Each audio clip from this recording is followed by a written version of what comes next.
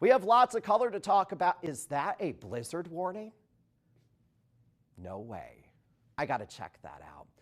Hold on a second. I got to go over here. So there is a storm in the deep south this morning. I'm going to check this out real quick. Bear with me here. What is this? No way. Have you ever seen a blizzard warning along the Gulf Coast of the United States? This is a first for me. Clearly, I'm blown away by it. All right, back to your regularly scheduled weather programming.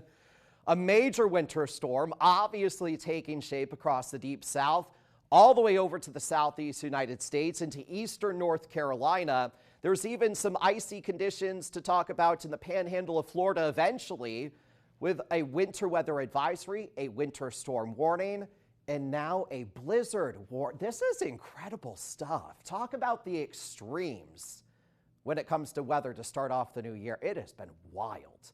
There it is. The snow, heavy at times, and obviously wind-driven with a blizzard warning involved.